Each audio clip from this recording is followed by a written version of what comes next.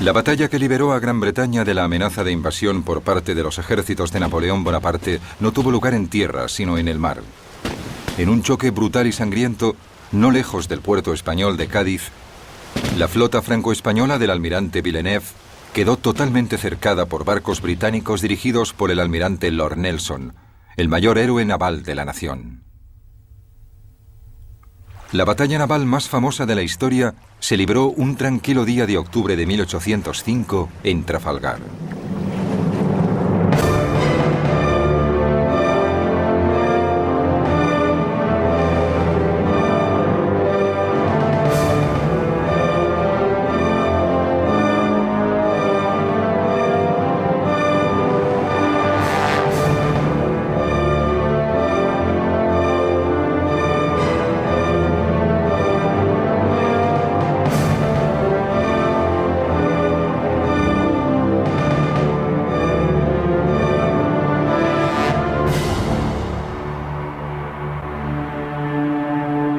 Trafalgar.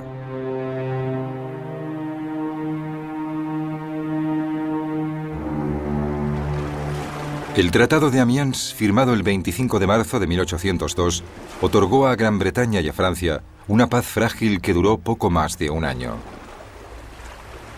Napoleón detestaba a los británicos, cuya victoria en la batalla del Nilo en 1801 había echado por tierra sus planes para Oriente Medio.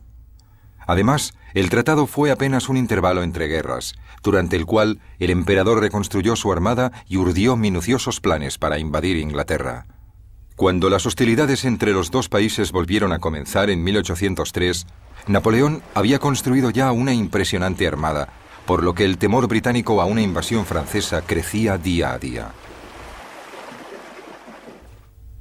El clamor público británico para que se diese una respuesta tangible al renovado militarismo francés hizo que las defensas terrestres del país fueran mejoradas significativamente, y Gran Bretaña, al igual que la Francia de Napoleón, también empezó entonces a reforzar su armada.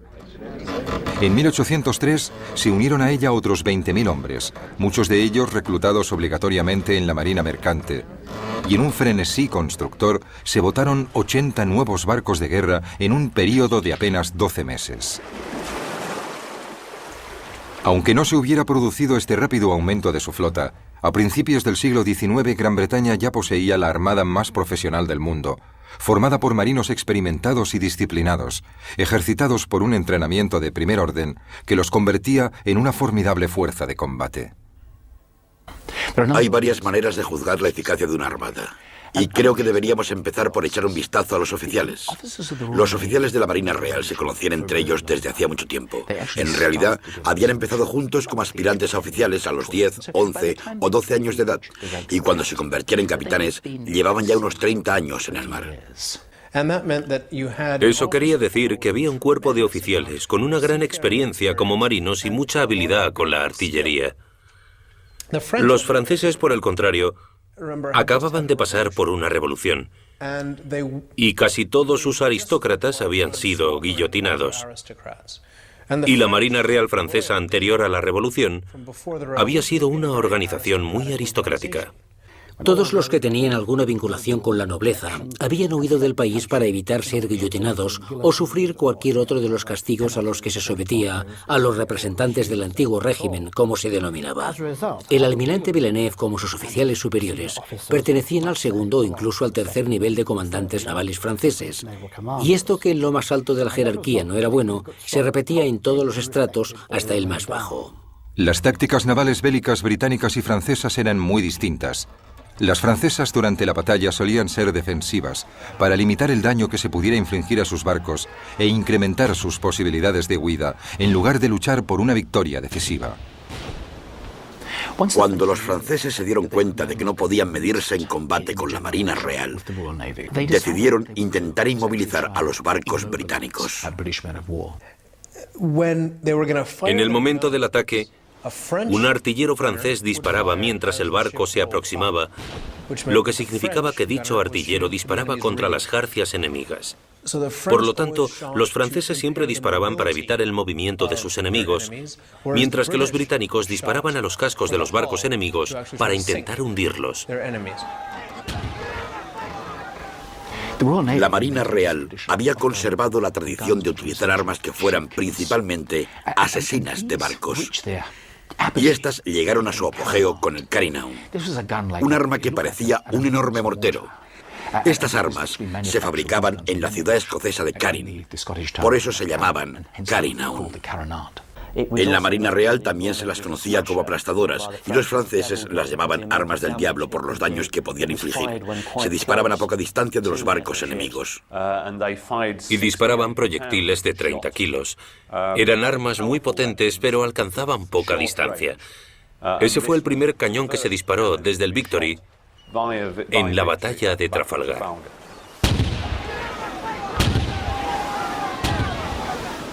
De las variadas tácticas que se utilizaban para causar daños en los barcos enemigos y matar a los que iban a bordo, barrer un barco era la más efectiva.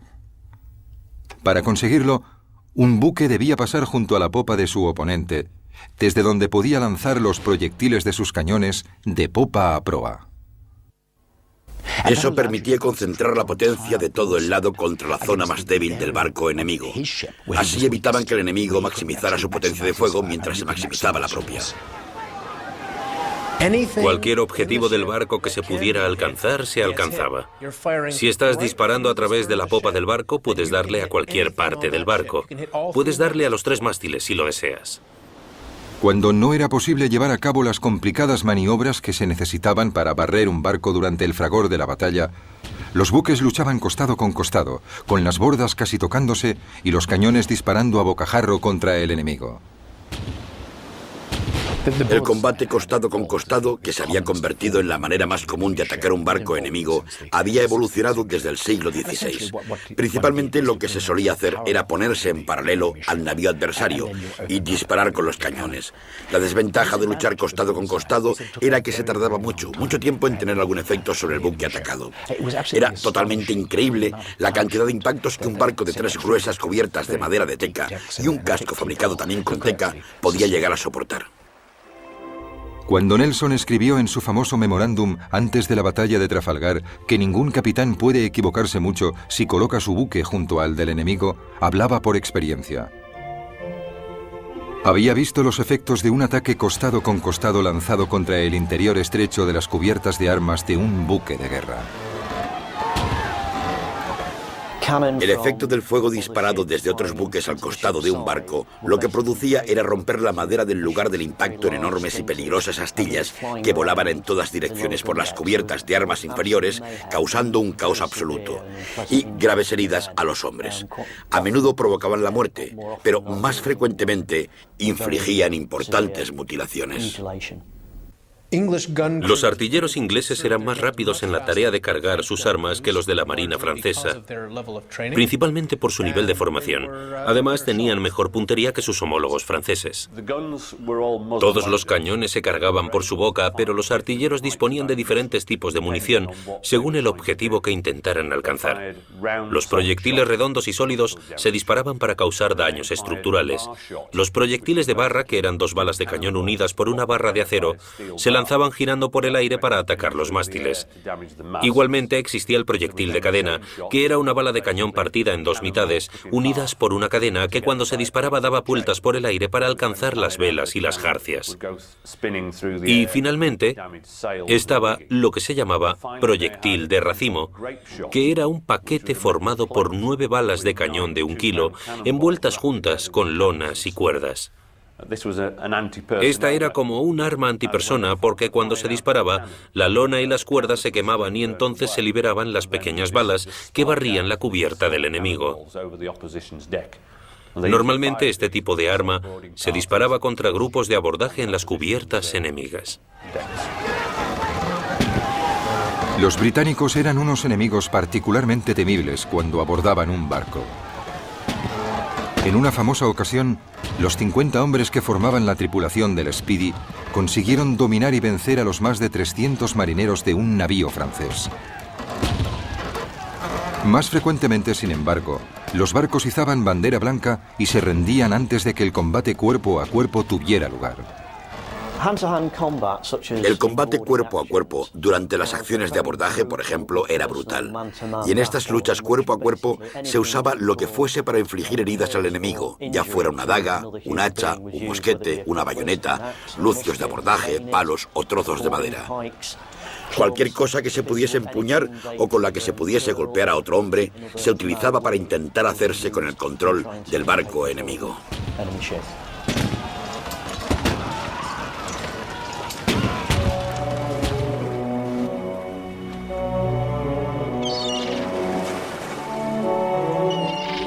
Las tácticas generales de combate entre flotas durante la época de la navegación a vela estaban dictadas por consideraciones prácticas. El hecho de que las armas y los cañones se instalasen principalmente a los costados del barco significaba que no podían avanzar y al mismo tiempo disparar al enemigo. Los navíos luchaban a menudo en línea, costado con costado, como en las batallas de Copenhague y del Nilo de 1801. La táctica de poner los barcos en línea estaba pensada para maximizar la potencia de fuego. Si ponías tus buques en una línea continua, todos ellos podían tener sus costados dirigidos hacia el barco que se acercaba. La línea de batalla también era una excelente formación defensiva, ya que si los barcos seguían su orden, reducía la posibilidad de que el enemigo pudiera romper la línea. Cuando rompes la formación en línea de los barcos enemigos, tu embarcación navega en medio de dos de ellos. Y cuando pasas entre dos buques enemigos, cada costado de tu barco puede barrer al navío que tiene a su lado.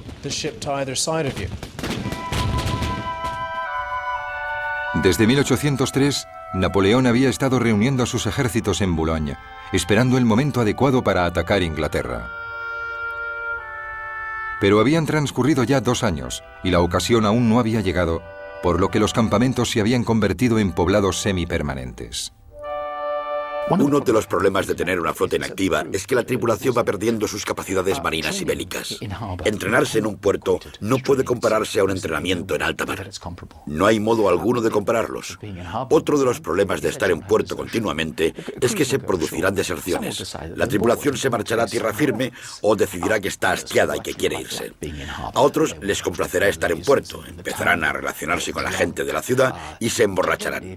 Generalmente se volverán descuidados, gordos y muy perezosos. Hay que comparar el estado de los franceses y de los españoles en el puerto de Cádiz con el de los miembros de la Marina Real Británica, tras 22 meses de incansable entrenamiento en sus buques hostigados por las tormentas. Con cada semana que transcurría, Napoleón se iba impacientando más, porque sus planes se veían obstaculizados y frustrados por Sir William Cornwallis, cuyos buques bloqueaban todos los puertos entre Brest y el Ferrol.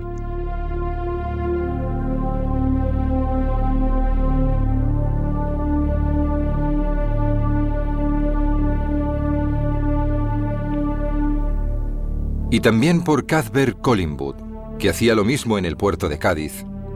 Y además, la flota británica estaba bajo el mando de un hombre que llevaba mucho tiempo siendo la piedra en el zapato del emperador, Horatio Nelson.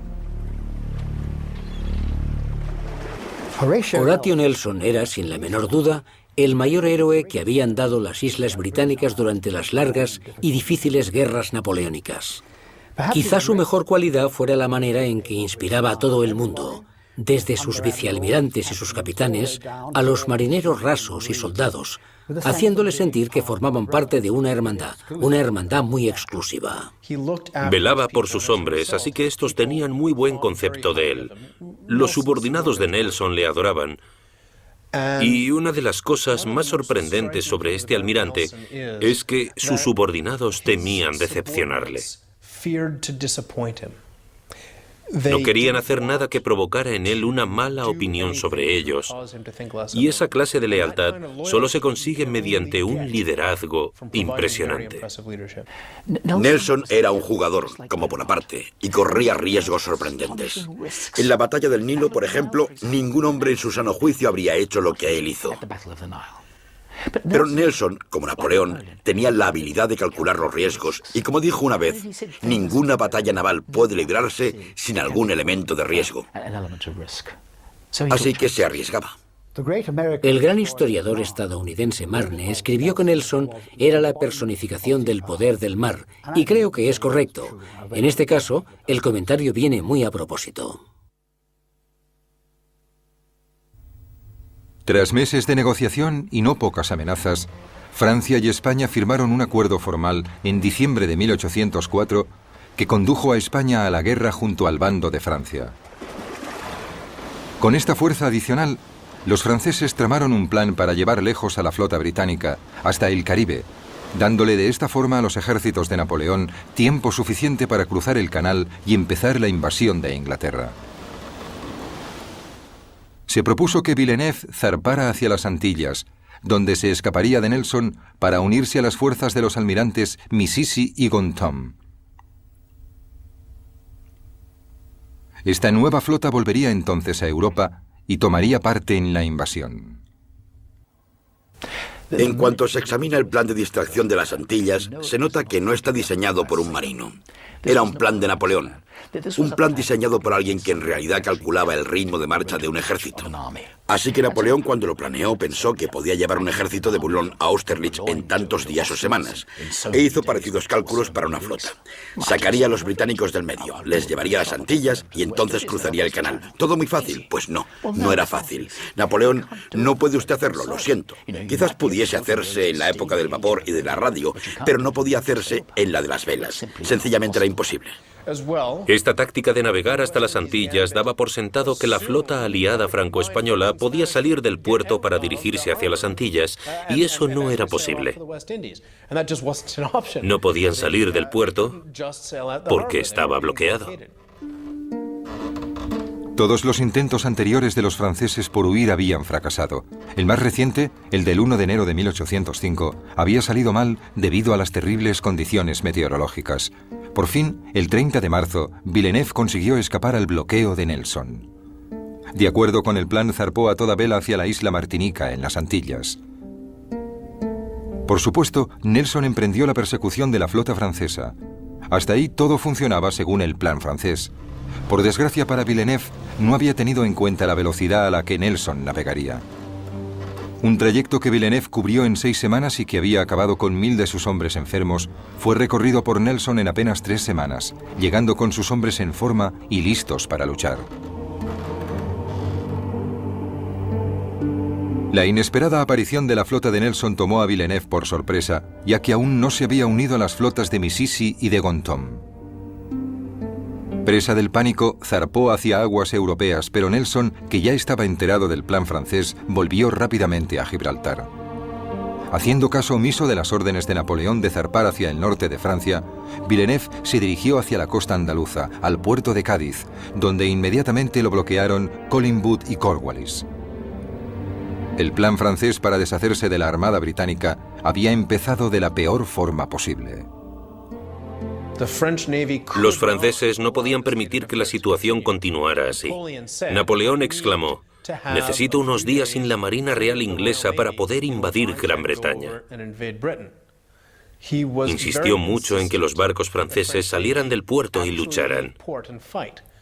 Por otro lado, para la Marina francesa no habría sido bueno que toda su flota se hundiera o, peor aún, fuese capturada por la Marina Real. Así que los franceses se encontraban en la difícil tesitura de decidir si se quedaban en el puerto y fracasaban, o salían del puerto y fracasaban también. Napoleón se mostraba siempre muy impaciente ante los problemas a los que se enfrentaban sus marinos. No permitía ni concebía que la mala dirección del viento o una fuerte corriente les hiciera imposible, en algunas ocasiones, llegar a ciertas citas en la fecha exacta que había anotado en sus órdenes generales. Hay un ejemplo de lo insensible que podía llegar a ser en lo referente a los marinos y al elemento naval. Estando en Boulogne el 20 de julio de 1804, ordenó una revista de barcos y tropas ante él, en la costa, sin tener en consideración el vendaval existente ni las advertencias en contra de los almirantes presentes, a uno de los cuales, el almirante Puy, despidió en el acto por criticarle. La acción tuvo como resultado que 20 barcos chocaran entre sí y que 2.000 soldados se ahogaran. Parece ser que Napoleón se marchó de vuelta a sus aposentos sin decir ninguna palabra. Napoleón había agotado toda su paciencia con Villeneuve. Convencido de que la negativa del almirante de abandonar Cádiz estaba causada por su cobardía, el 16 de septiembre el emperador le ordenó zarpar hacia Nápoles, exigiéndole que cuando encuentre al enemigo en inferioridad de condiciones, ataque sin dudarlo y consiga un resultado positivo. Pero el 16 de septiembre al anochecer, la flota francesa aún no había zarpado para encontrarse con adversario alguno, fuese inferior o no. Al día siguiente, Napoleón, enterado de todo y por ello todavía más furioso con Villeneuve, decidió reemplazarlo por el vicealmirante Rosilly, que fue inmediatamente enviado a Cádiz para comandar la flota. Pero no llegaría a tiempo para tomar el mando en Trafalgar porque Villeneuve, finalmente incitado por el nombramiento de Rosilly, decidió obedecer al emperador y abandonar el puerto el 18 de octubre. Villeneuve hizo una salida en falso. La razón por la que decidió zarpar el 19 de octubre de 1805 fue porque supo que habían enviado a otro almirante desde Francia para que se hiciera cargo de la escuadra. Así que Villeneuve decidió que antes de que ese nuevo almirante llegara, iba a vencer a los británicos. Lo que se proponía hacer era encontrarse con la escuadra de bloqueo británica, que él imaginaba sería más bien pequeña, vencerla en combate y entonces zarpar hacia el Mediterráneo. Así podría apuntarse un buen tanto ante Napoleón Bonaparte. Quedaban apenas unas horas para la batalla de Trafalgar.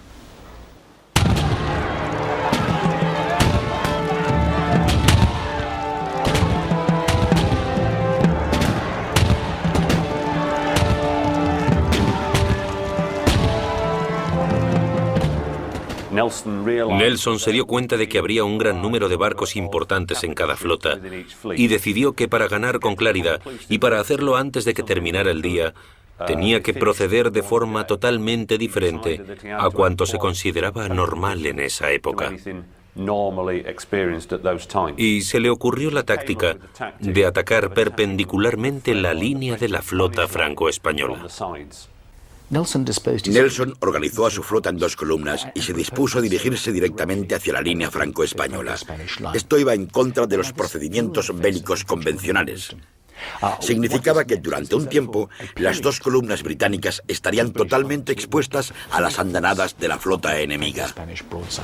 Pero también significaba que, si sobrevivían a ello, podrían romper la línea aliada. Iban directos hacia la línea de la escuadra aliada.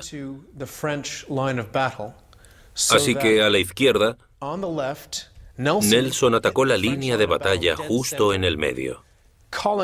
Collingwood la atacó por la derecha y la mitad de la línea francesa siguió adelante alejándose de la batalla.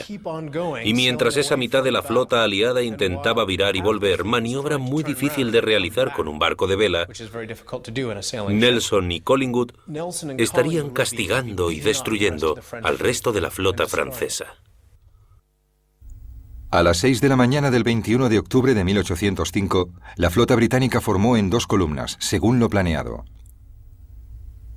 La primera columna de 15 barcos estaba dirigida por Collingwood a bordo del Royal Sovereign, y la segunda, con 12 barcos, estaba dirigida por Nelson a bordo del Victory. Mientras navegaban hacia la flota aliada, Nelson hizo la señal de preparados para la lucha, y los hombres de la flota británica se dispusieron a librar batalla. Se guardaron los muebles y todos los objetos innecesarios fueron lanzados por la borda. Se sacaron las armas pequeñas, se apagó el horno de la galera y se cubrieron las cubiertas de arena. A las 8 de la mañana, Villeneuve emitió una orden que asombró a los oficiales y marineros de ambas flotas. Quiso que los barcos alterasen su rumbo y volviesen hacia Cádiz. Confusos y ya muy desmoralizados, los hombres de la flota aliada empezaron a hacer virar sus barcos, pero lo hacían despacio y de forma desigual. Y a cada minuto que pasaba, los barcos de Nelson se acercaban cada vez más. El almirante inglés podía notar la confusión de los buques aliados y estaba decidido a cortarles la retirada hacia Cádiz. Mientras observaba la escena, un capitán español apuntó: «La flota está maldita. El almirante francés no entiende su cometido». Fue un comentario certero sobre las posibilidades de la flota aliada. Villeneuve no era un incompetente. Sencillamente no estaba a la altura de la misión. Pero no había almirantes franceses lo suficientemente jóvenes y enérgicos para tomar el mando de la flota, excepto Villeneuve. Así que lo enviaron a él. Odiaba esa situación porque sabía que no estaba a la altura, y desde la batalla del Nilo padecía un miedo personal a Nelson. Cuando se estudia la figura de Villeneuve, se tiene la sensación de que por la noche se despertaba gritando que Nelson iba a por él. Lord Nelson le causaba pavor. No obstante, era lo mejor que tenían los franceses. Si Villeneuve hubiera servido en la Marina Real con tripulación británica, en un navío británico, habría estado al mismo nivel que muchos tenientes de Nelson. Pero no era así. Servía en la Marina francesa y tenía que realizar su misión lo mejor posible con los materiales de que disponía.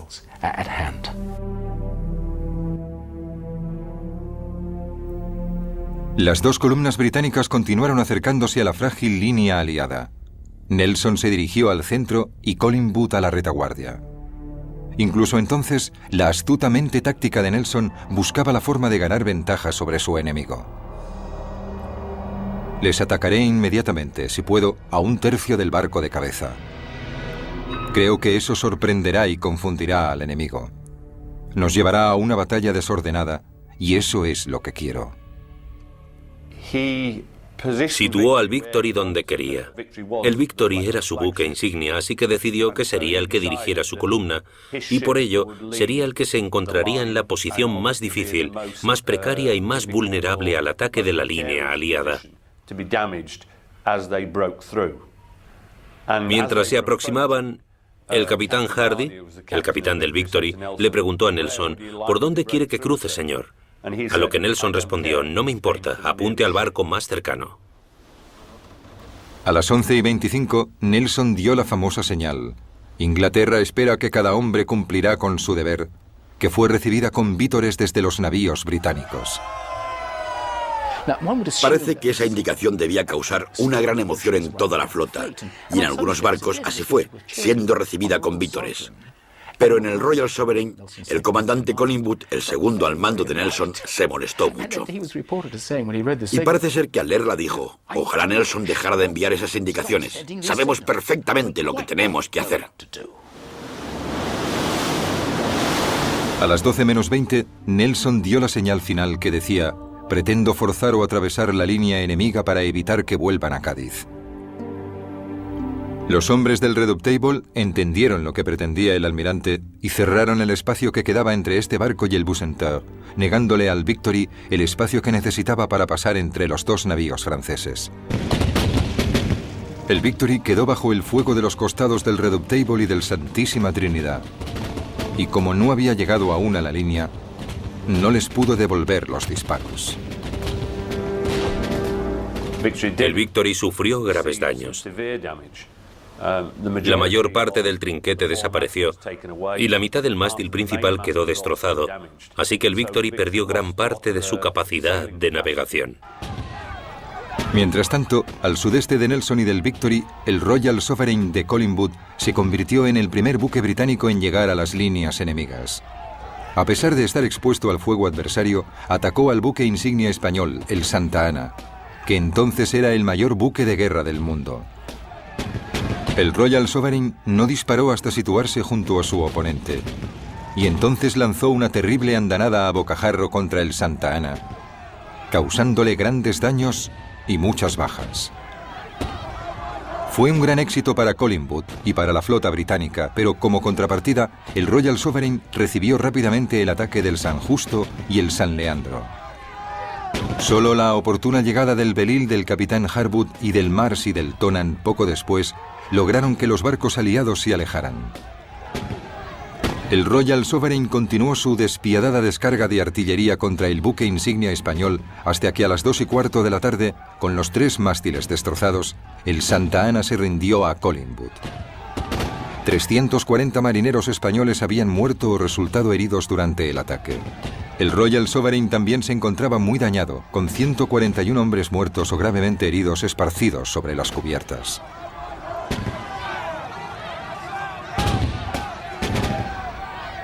El día de la batalla, el viento era apenas una brisa, lo que significaba que las flotas enemigas solo podían dejarse llevar lentamente la una hacia la otra.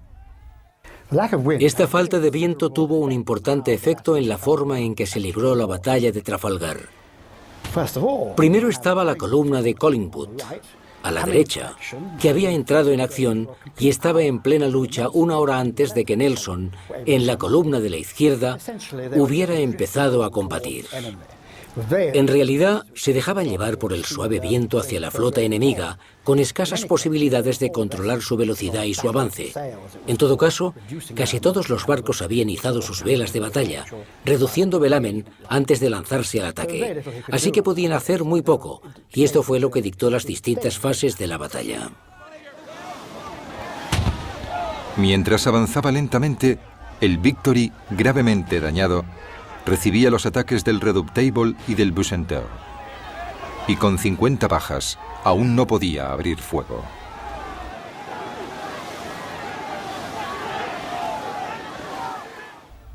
Finalmente, a la 1 de la tarde, el Victory rompió la línea aliada y se colocó en posición para barrer al Bucentaure. Lo hizo con una eficacia devastadora, dejando al buque francés muy dañado y vomitando un humo denso y negro. Cuando el Victory rompió la línea, lo hizo por la popa del barco francés Bucentaure. Después, la tripulación intentó apartar las velas que habían caído y los mástiles que habían sido derribados y que todavía se hallaban sobre la cubierta. Mientras hacían estas tareas, se iban aproximando al barco que seguían al Bucentaure, el Redoutable. Se acercaron tanto que ambos buques terminaron arrimados el uno al otro, siendo el Victory abordado por un tiempo. Incluso en esta desesperada situación, con los cañones a punto de tocarse, las armas francesas seguían disparando a las jarcias del Victory, mientras el barco británico lanzaba su artillería contra el casco y las cubiertas del buque francés. A la 1:25 se produjo el momento de mayor dramatismo.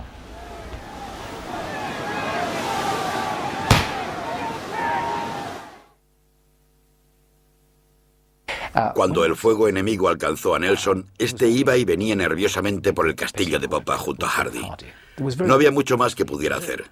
Tenía que dejar que los hombres le vieran para mantener alto su espíritu combativo. Nelson no usaba la chaqueta de su uniforme. Vestía una levita raída, pero como era caballero de 4 órdenes de caballería diferentes, tenía bordadas las insignias de dichas órdenes en la levita. Era un objetivo claro, pues aunque no llevara su uniforme de almirante, portaba una chaqueta que cualquiera podía distinguir. Nelson se hallaba cerca del hueco de la escotilla, y mientras estaba encarado hacia la popa, una bala venida del Redoutable le alcanzó de lleno. Le entró por el hombro, le atravesó el torso y se le incrustó en la columna vertebral. Al levantarlo del suelo, Nelson le dijo a Hardy: «Al fin han acabado conmigo, Hardy. Me han roto la columna». Inmediatamente sacaron a Nelson de la cubierta. Le llevaron, herido de muerte, a la cabina del Victory, que estaba llena de marineros muertos o moribundos, en una escena que Alexander Scott, el capellán del barco, compararía más tarde con el caos de una carnicería. En medio de esa pesadilla de miembros amputados y cuerpos destrozados, el almirante Nelson yacía moribundo. A los marineros y oficiales heridos en un buque de guerra se les atendía bajo las cubiertas en la cabina del piloto. Los cirujanos trabajaban allí abajo. Era una escena horrible. Allí llevaron a Lord Nelson. Los marineros lo llevaron en brazos hasta la cabina, pero cuando el cirujano le dijo: Intentaré salvarle, señor. Nelson le respondió, no pierda el tiempo conmigo, voy a morir. Noto que tengo la columna partida. Noté cómo la bala me rompía la espalda. Nelson dijo que sentía que sangraba cada vez que respiraba. Y repitió que estaba acabado. No se moleste por mí. Vaya a atender a los hombres que pueda salvar. A las 2 de la tarde, el Redoutable se rindió finalmente izando la bandera blanca. Atacado por el Victory a babor y por el Temerine a estribor, tanto su valiente capitán, Jean-Jacques Lucas, como su tripulación habían luchado con coraje. El Redoutable había empezado la batalla con 643 oficiales y tripulantes. Cuando el malherido Lucas entregó su espada para rendirse, no sabía que 487 de ellos habían muerto y que otros 81 sufrían heridas mortales. Solo 75 hombres estaban lo bastante bien como para poder tripular el barco. A los británicos no todo les estaba saliendo bien. Era evidente que el Victory estaba prácticamente destruido. A todos los efectos, a las 3 de la tarde, era solo un bulto flotando, debido a la potencia del ataque del Redoutable. El Royal Sovereign de Collingwood era el que había sufrido los peores ataques. Había sido rodeado por 5 barcos franceses y españoles que lo habían destrozado. Pero los barcos aliados también se habían causado tantos daños entre ellos como los que le habían infligido al Royal Sovereign. A las 2 menos cuarto, Villeneuve le había hecho señas al Formidable en la vanguardia aliada, transmitiéndole la orden desesperada de que fuera a ayudar al resto de la flota. Pero el almirante Dumanoir, al mando del Formidable y a la cabeza de unos 10 barcos de su división que no habían sido atacados, hizo caso omiso del mensaje del almirante francés. El comportamiento de Dumanoir es uno de los grandes imponderables de ese día. ¿Qué estaba haciendo? ¿Por qué no viró más rápidamente? ¿Era un cobarde? ¿O había otra razón que lo motivaba? No puedo creer que fuera un cobarde, y no creo que los historiadores en general piensen que a Dumanoir le faltara arrojo para luchar. Dumanoir odiaba a Villeneuve. Existía un gran conflicto entre ellos. Eran rivales desde hacía años y Dumanoir sabía perfectamente lo que intentaba hacer Villeneuve con el Victory para ascender de categoría y continuar con su oposición a Napoleón Bonaparte. Sabía que habían enviado a otro oficial para comandar la flota franco-española y que Villeneuve se había lanzado a la batalla solo para escalar profesionalmente. Hasta las 2:30 de la tarde no viró para acercarse al combate, pero en ese momento ya solo quedaban 5 barcos aliados. El Rayo, el Francisco de Asís y el Eros, que se dirigían rumbo al norte, alejándose de la batalla tanto como podían, mientras que el San Agustín y el Intrepid habían tomado por propia iniciativa la decisión de dirigirse hacia la batalla. Dumanoir apenas tenía viento para virar rápidamente. Cuando finalmente logró hacerlo, seguía sin haber suficiente viento para lograr acercarse con rapidez al escenario de la batalla. Así que se desplazaba lentamente porque, como se trataba de barcos de vela, sin viento no avanzaban. Solo soplaba una suave brisa y Dumanoir tenía que dirigirse tan raudo como fuera posible hacia la batalla. Pero no podía hacerlo. La reducida división de Dumanoir llegó finalmente 3 horas después de que hubiera empezado la lucha, y no lo hizo con facilidad. El Mont Blanc y el Intrepid consiguieron navegar el uno hacia el otro, mientras que el Neptuno fue atacado por el Minotaur y por el Spearhead, que le disparó hasta que se rindió a las 5:10. A las 3 de la tarde, Dumanoir atacaba al Spearhead y al Minotaur, produciéndose un auténtico caos. Había mucha lucha, muchas balas yendo y viniendo, muchos buques combatiendo, con grupos de abordaje pasando de un barco a otro, y no había manera alguna de saber cómo acabaría la batalla.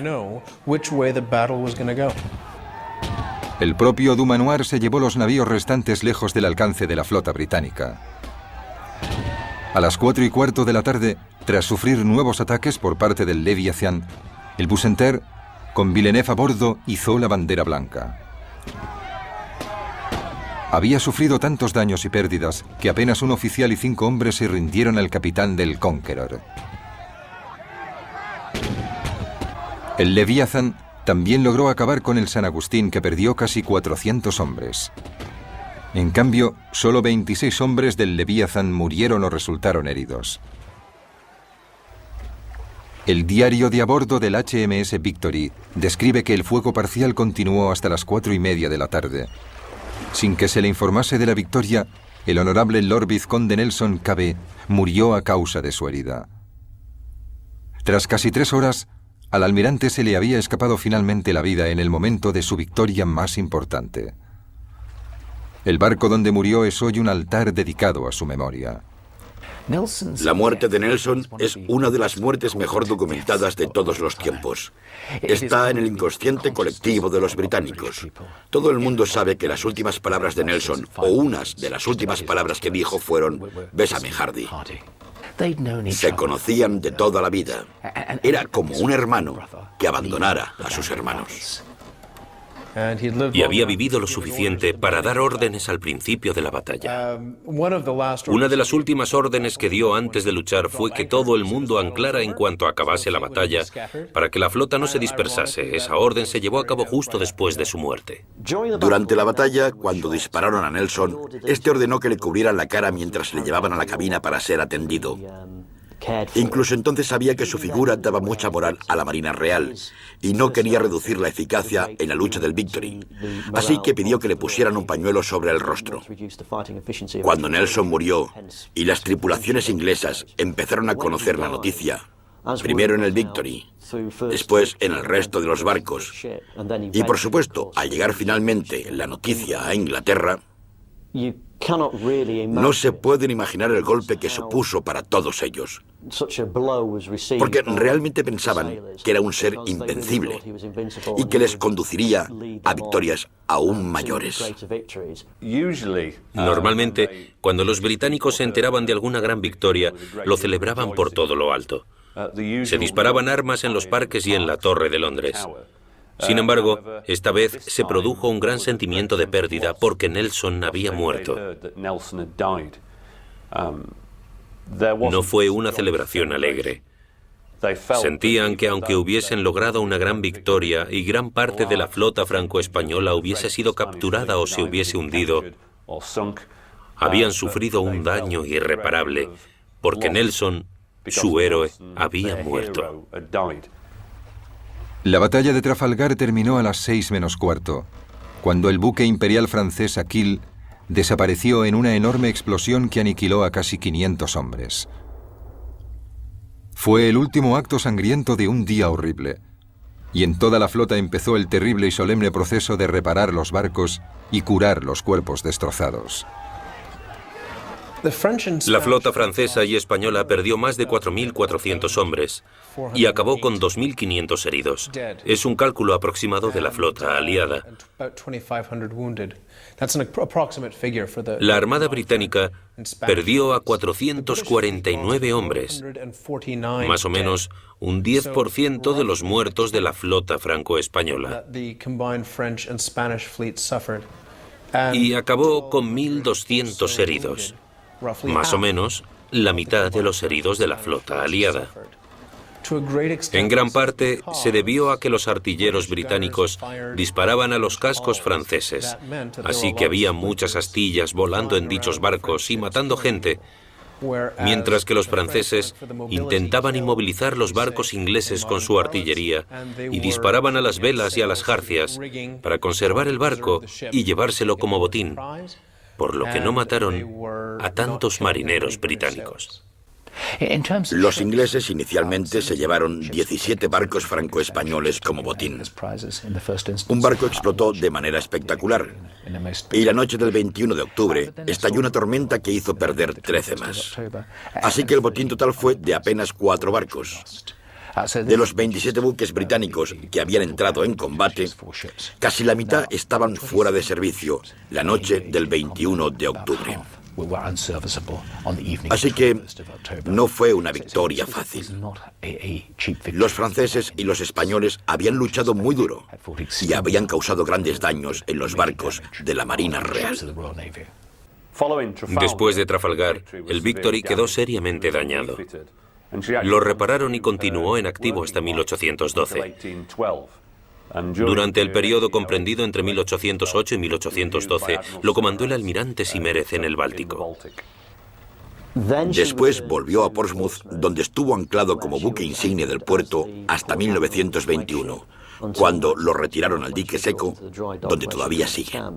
Sin embargo, igual que entonces, sigue siendo, y ojalá así sea para siempre, un barco al servicio de la Marina Real.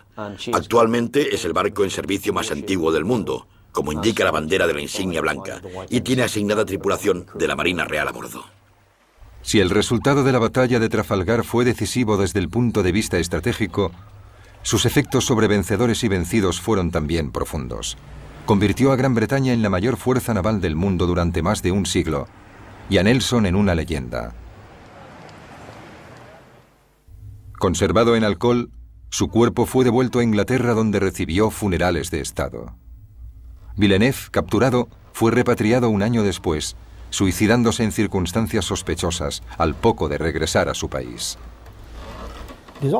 Muchos afirmaron que la batalla de Trafalgar había salvado a Gran Bretaña del inminente peligro de invasión. De hecho, no fue así. Napoleón había cancelado todos los preparativos para la invasión al saber que el almirante Villeneuve había entrado en Cádiz unos días antes. Y el día de la batalla de Trafalgar se hallaba en Alemania, involucrado en plena campaña de Lom. Así que no salvó a Inglaterra de una invasión inmediata. Otros historiadores han señalado que Trafalgar no detuvo el programa de construcción de buques franceses y que en 1814 la marina francesa era mucho más poderosa de lo que había sido en 1805 y que empezaba a equipararse en fuerza con la Marina Real. Una vez dicho esto, es fácil minimizar la batalla de Trafalgar y sus consecuencias sobre la historia europea. Pero la verdad es que tuvo una enorme importancia. Sin flota, Bonaparte no podía cruzar el canal, ni podía invadir Gran Bretaña. Sin flota, Francia no podía desafiar a la Marina Real por el dominio del Mediterráneo. Así que, después de Trafalgar, a Gran Bretaña dejó de preocuparle una invasión francesa. Después de Trafalgar, el mar Mediterráneo se convirtió en un lago inglés.